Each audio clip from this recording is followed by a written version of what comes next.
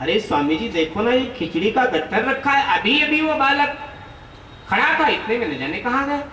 अचानक श्रीधर स्वामी को याद आया, ओ और कोई बालक, वो भगवान श्री कृष्ण है देवी। तुझे दर्शन मिल गया और मैं अभागा ऐसे ही रह गया। देवी आज मैंने भगवान के वाक्य को काट दिया, आज मैंने भगवान के वाणी को काट दिया। यही है मानो भगवान ने बताना चाहा मुझे कि तूने आज मुझे इतना जबरदस्त थप्पड़ मारा है कि मेरे मुंह से उल्टी हो रही है। झूठा तू है, मैं झूठा नहीं। मैंने जो कहा है वो मैं करता हूं, और शायद इसीलिए खिचड़ी का गट्ठर लेकर भगवान आया कि तुझे चिंता नहीं अपने पत्नी की, लेकिन मुझे चिंता तेरे पत्नी की है। तू मेरे ध्यान में डूबा है तो मैं तेरे पत्नी के खाने पीने की व्यवस्था कर रहा हूं। मैंने गलत नहीं बोला है, मैंने सत्य बोला है। योगक्षेमम वहम्यहम्। जब भक्त मेरा हो जाता है तो उसके जीवन के भार को मैं स्वयं ढोता हूं। ये भगवान का स्वभाव। भगवान एक बार जिसे अपना बना लेते हैं फिर उसे छोड़ते। पूतना के प्राणों का हरण किया, पूतना धराम से गिर पड़ी, शोर हुआ तो यशोदा मैया ब्रजवासी सब देखा, भयानक राक्षसी पड़ी। भगवान को हटाया गया पूतना के शरीर से। मैया को ब्रजवासी कहते हैं, मैया तो बड़ी फुहड़ है, तूने लाला को राक्षसी के गोद में दे दिया।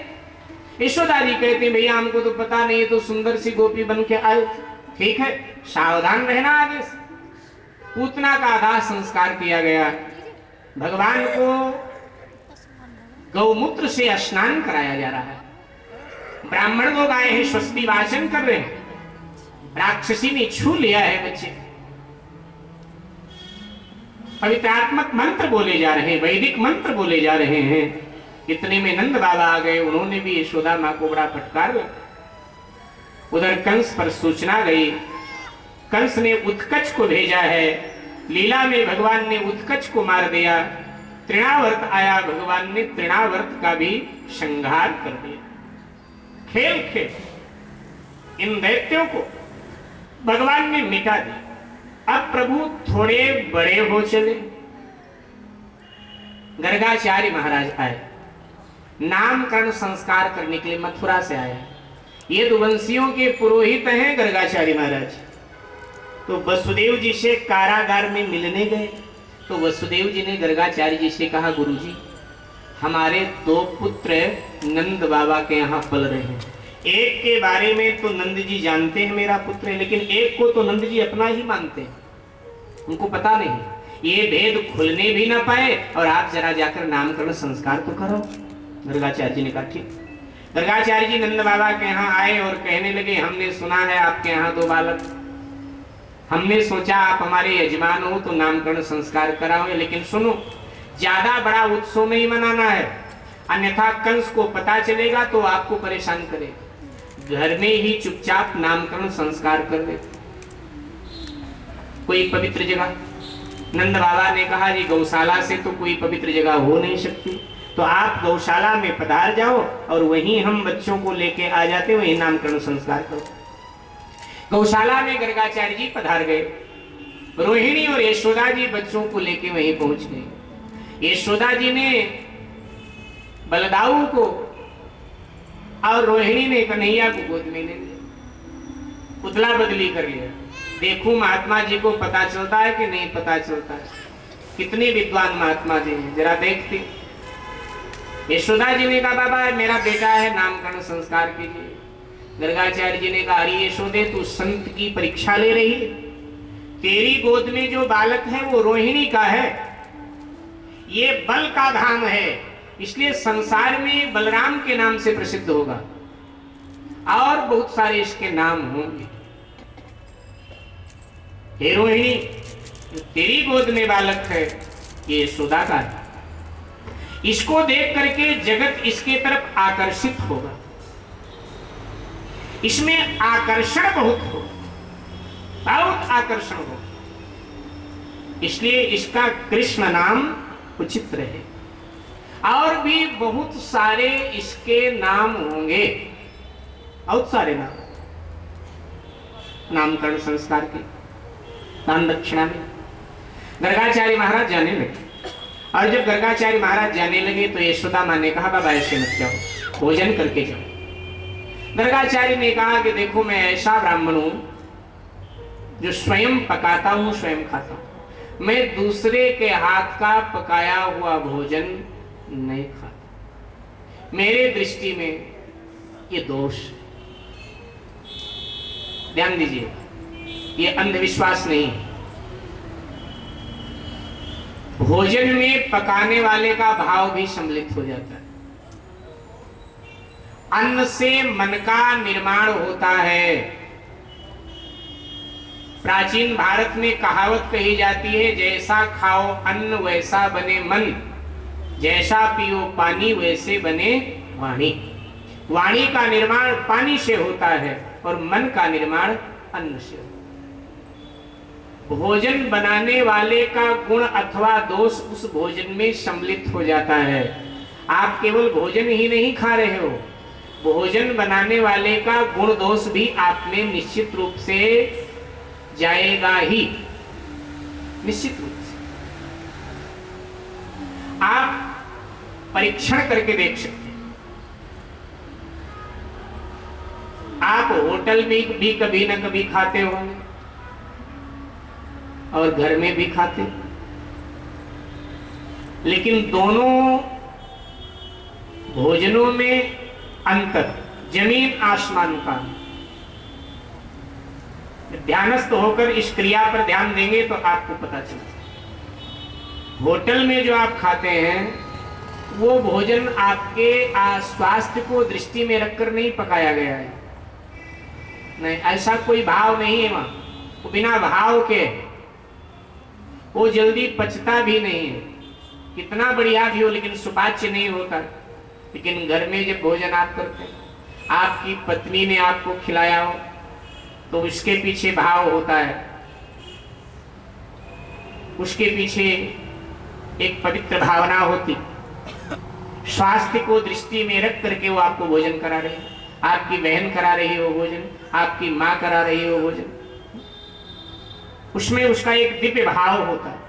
वो भोजन जल्दी सुपाच्य हो जाता है, क्योंकि भोजन के साथ वो भाव भी तो अपना परोस रही है। लेकिन वहां बिना भाव के परोसा जा रहा है, वहां कोई भाव नहीं है, बिना भाव। गुण दोष उसमें जरूर प्रवेश करता है। इसीलिए प्राचीन काल के ऋषि मुनि लोग लगभग अपने हाथों से पकाते थे, अपने हाथों से खाते थे। स्पर्श दोष आ जाता, स्पर्श दोष। जैसे कैकेयी में मंत्रा का स्पर्श दोष आया, स्पर्श दोष आता।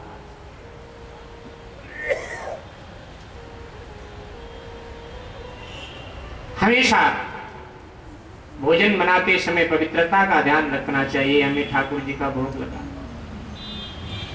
जहां तक हो सके जूते चप्पल का प्रवेश रसोई में ना हो, लकड़ी की खड़ाऊ चल जाए, ठीक, जहां तक हो सके कोशिश। ठाकुर जी का भोग लगाना है ना भाई। भगवान कहते हैं जो बिना मुझे अर्पित किए खा लेता है वो समझ लो चोरी का अन्न खाता है। ठाकुर की सेवा ना घर में हो तो भी भोग लगाया जा सकता है। आपके आगे थाल आया, परमात्मा का स्मरण कर लीजिए, प्रभु आप पा लीजिए, इस पर दृष्टि डाल दीजिए। इतना कहने में क्या जाता है, इतनी जल्दी भी क्या है, इतना तो कह ही सकते हो ना, जल्दी भी क्या। तो गर्गाचार्य जी ने कहा मैं स्वयं पकाऊंगा। यशोदा जी ने कहा ठीक है महाराज, क्या खाओगे? बोले मैया ये कोई पूछने वाली बात है, क्या खाओगे? अरे मैं मथुरा का ब्राह्मण हूं और आपको पता होना चाहिए कि मथुरा के ब्राह्मण तो मीठा खाते हैं। यशोदा मैया ने कहा मीठे में क्या खाओ? खीर खाएंगे। ठीक है, व्यवस्था कर देती हूँ। सब व्यवस्था किया, गर्गाचार्य महाराज खीर बनाने लगे। मथुरा के ब्राह्मण मीठा बहुत खाते हैं, आज भी 6-6 किलो रबड़ी चाट जाते हैं, फिर भांग का गोला लेके फिर राधे राधे बोलते, बहुत मीठा।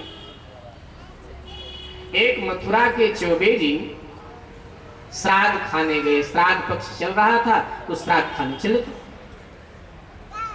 उनकी पत्नी ने अपने बहू से कहा कि बहू ने चारपाई जल्दी बिछाए दे। उसने कहा माँ चारपाई काहे? बोले वो तेरे ससुर जी श्राद्ध खाने गए हैं, इतना खा लेते हैं कि चला नहीं जाता, कोई काम धाम नहीं कर पाते, बस पड़े पड़े खराटे लेते रहते। तो बहू बेचारी चारपाई तो बिछाने लगी लेकिन सिसकिया ले लेके रोने लगी। सासू ने पूछा रे रो काहे को रही है? कहने लगी मैं ससुर जी के सीधेपन पे रो रही हूँ। काहे का सीधापन? अरे माँ, ससुर जी जब दूसरे के घर श्राद्ध खाने जाते हैं तो कम से कम घर चलकर पैदल तो आ जाते हैं, लेकिन हमारे पिताजी जब श्राद्ध खाने जाते हैं ना जजमान के घर तो इतना खाते हैं, इतना खाते हैं कि चला जाता नहीं, जजमान चारपाई पर लिटा करके और घर छोड़ने आता। अब दूसरे के घर का भोजन मिल जाए तो खूब जम के खाना चाहिए। खाते खाते शरीर छूट जाए तो कोई दिक्कत नहीं, शरीर तो बार बार मिलता है, लेकिन दूसरे के घर का भोजन दोबारा मिले ना मिले क्या भरोसा। भोजनम कर दुर्बुद्धे ना शरीरेम दयाम कुरु, हास्यरस के कवि ने लिखा प्राण न दुर्लभे लोके शरीराणी पुनः पुनः। तो ससुर जी इसका मतलब थोड़ा कम खाते हैं, इसलिए मैं रो रही हूं कि दूसरे के घर का मिल जाए तो फिर खूब खाना चाहिए। आज तो चौबे जी ने भी कुछ रसगुल्ला ज्यादा ही जकड़ दिया था तो चौबे जी से भी चला नहीं जा रहा था। तो सेठ जी ने पूछा पंडित जी क्या बात है? चौबे जी ने कहा जी आज भोजन बहुत हो गया, चल नहीं पाऊंगा।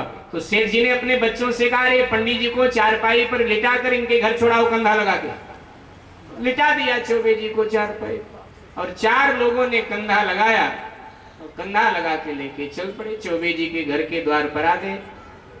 चौबे जी के बिल्कुल बराबर में एक वैद्य जी का घर था। तो वैद्य जी ने देखा, बोले अरे राम राम राम, क्या हुआ चौबे जी को? तो उन लोगों ने कहा कि जी हमारे घर श्राद्ध खाने गए थे, बहुत ज्यादा खा लिया है, चल पा नहीं रहे थे, तो हमने सोचा पंडित जी को इनके घर छोड़ा है तो छोड़ने आए हैं। तो वैद्य जी ने कहा नीचे उतारो, मेरे पास इतना बढ़िया संत कृपा चूर्ण है कि एक ही खुराक दूंगा और सब ठीक हो जाएगा। तो चौबे जी ने सर उठा करके वैद्य जी से कहा कि ससुरे चूरन खाने की जगह होती तो 2-4 रसगुल्ला और न सटक जाता, ये तो जगह ही बिल्कुल नहीं। मथुरा के लोग बहुत मीठा खाते। तो गर्गाचार्य जी महाराज ने खीर सिद्ध किया। अब भगवान मैया के गोद में बैठे हैं, भगवान को पता है कि ये ब्राह्मण है, भोग लगाएगा तो पहले तो मुझे ही मिलेगा, इसको तो बाद में मिलेगा। मैया की गोद में भगवान चुपचाप बैठे हैं। गर्गाचार्य जी ने हाथ में जल लिया, प्रार्थना किया, गोविंद पधारो, भोग लगाओ, ये प्रसाद हो जाए फिर मैं पाऊं। और ये कहकर के आंख बंद किया और जैसे आंख खोला तो गोविंद तो भोग लगा रहे। देखा एकदम चिल्ला पड़े, अरे मैया तेरे लाला ने हमारी खीर जूठी कर दिया, भला मैं बच्चे का जूठा खाऊंगा क्या? मैया ने एकदम देखा तो गोद में नहीं, वहां मैया ने झपट कर उठाया, एक थप्पड़ लगाया, होगा क्यों रे ब्राह्मण का खीर जूठा कर दिया? बाबा क्षमा करो, बड़ा नटखट है, मैं तो समझ ही नहीं पाई कब मेरे गोद से निकला है। बाबा दोबारा तैयार कर लो, मैं सामग्री दोबारा दे, फिर दिया। गर्गाचार्य ने दोबारा खीर सिद्ध किया, बोले मैया इस बार ध्यान रखना कहीं दोबारा जूठा कर दिया तो मुश्किल हो जाएगा, मुझे जल्दी भी है। मैया ने कहा या तो भीतर बंद कर देती हूँ। मैया ने कमरे में कक्ष में भगवान को डाल दिया और भीतर से द्वार बंद कर दिया। कोई खतरा नहीं है महाराज, आराम से जीमो। गर्गाचार्य ने फिर हाथ में जल लिया, फिर मंत्र पढ़ा और मंत्र पढ़ करके आंख बंद किया, भगवान पधारो भोग लगाओ। भगवान फिर पधार गए, उनको कोई ताला थोड़ा रोक सकता है? उनके लिए कौन सा द्वार, वो भीतर भी बाहर भी सब जगह है। हरि व्यापक सर्वत्र समाना, वो तो समान रूप से सब जगह है। जूठा करने लगे थे, आंख खोला, गर्गाचार्य जी चिल्लाए, अरे मैया तूने बच्चे को जन्म दिया है कि प्रेतात्मा को? जब द्वार बंद तो ये बाहर कैसे आ गया? मैया को परम आश्चर्य हुआ। मैया ने फिर भगवान को पकड़ा और मैया थप्पड़ लगाने लगी, क्यों रे तू बाहर कैसे आया? द्वार बंद का बंद बाहर आया तो कैसे आया? भगवान रोने लगे लीला में और रोते रोते कहने लगे, मैया मैया ये ब्राह्मण पहले हमको बुलावे कि प्रभु आओ भोग लगाओ, और जब मैं आकर के भोग लगाता हूं तो हमारे ही आंगन में बैठ करके हमको पिटवा रहा है। गलती या की है, मेरी नहीं। और उधर गर्गाचार्य महाराज को भगवान ने अपना चतुर्भुजी रूप दिखाया। गर्गाचार्य महाराज ने जब ये स्वरूप देखा, ओ जिसे मैंने बालक माना है वो मेरे आराध्य हैं, परमात्मा हैं। गर्गाचार्य ने कहा, अरे मैया बच्चे को ऐसे नहीं मारते हैं जैसे तू मार रही, छोड़ दे, बच्चा है। और ये कहते हुए जूठा खीर खाने लगे। मैया ने कहा, बाबा हमारे बच्चे का जूठा मत खाओ, अन्यथा मुझे पाप लगेगा। गर्गाचार्य जी ने कहा, मैया छोड़ इन बातों को, बच्चे भगवान के रूप होते हैं, कोई बात नहीं। ये कहते हुए गर्गाचार्य ने सारा खीर खा लिया। भीतर से बड़े प्रसन्न है, सचमुच का भोग आज मुझे मिल गया। प्रसन्नता के साथ बार बार भगवान का दर्शन करके गर्गाचार्य महाराज मथुरा पधार जाते हैं। यहाँ प्रभु नित्य नवीन लीला करता। आज प्रभु खेल खेल में मिट्टी खा ले। और जब प्रभु ने खेल खेल में मिट्टी खा लिया तो जो प्रभु के सखा थे उन्होंने कहा, कन्हैया तेरी मैया को हम बतावेंगे तूने मिट्टी खाया। भगवान ने कहा, मैया से मत कहना, मैया तो मुझे बहुत मारती है थोड़ी सी गलती पर भी। जब ग्वालों को ये पता चला तो उन्होंने कहा, फिर तो मैं जरूर बताऊंगा। और आकर सबने कहा, मैया यानी मिट्टी खाई। मैया ने भगवान को पकड़ लिया, सारे शरीर में धूल मिट्टी। मैया ने कहा, क्यों रे मिट्टी खाई? भगवान ने कहा, ना हम भक्षितवानंब सर्वे मिथ्याभिभाषिणः। हे मां, मैंने मिट्टी नहीं खाई। सर्वे मिथ्याभिभाषिणः यानी ये सब मिथ्या बोल रहे हैं, ये सब झूठ बोल रहे हैं। मैया ने कहा, अच्छा सब झूठ बोल रहे हैं और एक तू सही बोल रहा है। मिट्टी खाई नहीं तो तेरे शरीर में मिट्टी लगी, तेरे वस्त्रों में मिट्टी लगी है और तेरे होंठ में भी मिट्टी लगी है। इसका मतलब तू खुद गवाह है कि तूने मिट्टी खाई। भगवान ने कहा, मैया ये मिट्टी नहीं है तो क्या है? भगवान कहते, मैया ये ब्रज रज है। ब्रज रज? हाँ, ये क्या होता है? भगवान ने कहा, मैया ब्रज के माटी में संत ब्राह्मणन के चरण जब पड़ते हैं ना, तब वो ब्रज रज हो जाता है।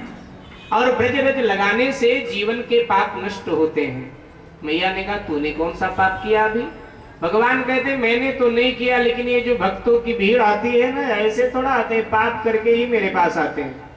अब आते हैं तो मेरा एक नाम हरि है, मैं इनके पापों का हरण करता हूं, तो इसलिए मेरा नाम हरि हो गया है। तो इनके पापों का हरण करते करते ही तो मैया काला हो गया। मैं ये सारे ब्रज वाले